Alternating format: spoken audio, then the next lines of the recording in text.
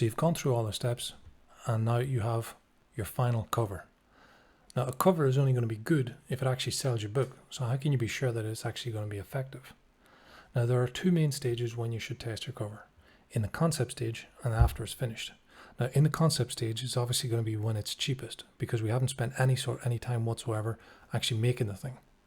So here, you're only sharing your quick sketches, the stuff that we did back in one of the earlier lessons. You're only sharing those quick sketches to get an idea of which one people prefer. Now, this can be done very quickly by creating a poll amongst your friends or your writer groups on Facebook, or you send it out to your mailing list and you kind of get them excited for the next installment, make them feel like they're part of, your process and stuff. Now, once the cover is completed, or we're redoing a cover, what's the best way to kind of figure out if it's going to be more effective? Now, if you've only got one cover, the best way to do it is just kind of pull the trigger. But if you've got more than one, what do you do? So again, Facebook groups are a good way to get feedback. But in this case, you need to hunt out the people that will give you candid feedback. All right. We don't want people that are just going to say it's nice because they don't want to hurt our feelings. We're looking, like, for example, I'm fairly confident that my mother is going to say that whatever I've made is great. So she's obviously not the best person to ask for this sort of thing. So you're looking for the people that will give you constructive feedback or constructive criticism. And you kind of need to not be offended by this. Like, if you put something out, especially if it's one of your first or your second goes at something, if somebody says it's bad, don't take it personally. Kind of dig in for a little bit more feedback. If they're just saying it's bad because they had a bad experience in the mountains one time, then you can kind of safely ignore their opinion. But if they're saying it's bad because, for example, they say, I think maybe the title is unreadable, and that's pretty good feedback.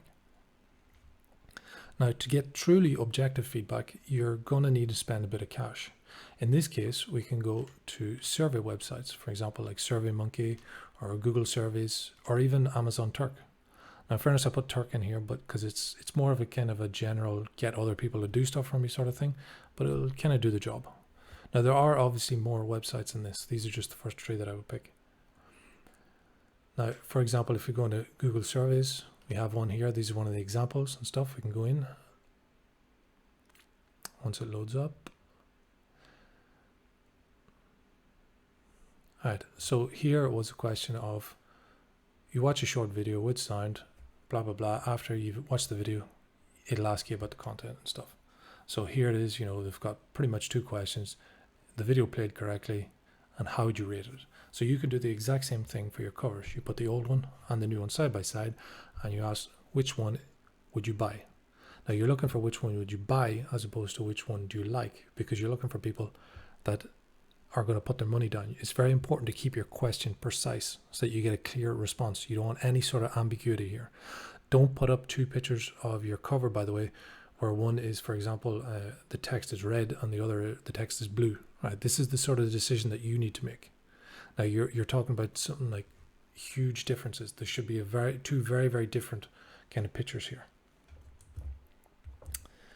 Now, you can also go even further and literally get people to put their money where their mouth is when it comes to making a Facebook campaign with a split test. Now, I can't really just show you it here, but if you've ever done any sort of advertising on Facebook, you'll know what I mean.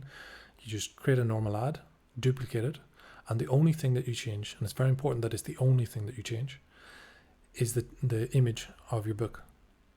And in this case, you run a split test, so 50% of people get one, 50% of people get the other ad, and then you just simply measure the clicks. It's a very simple technique, but it works.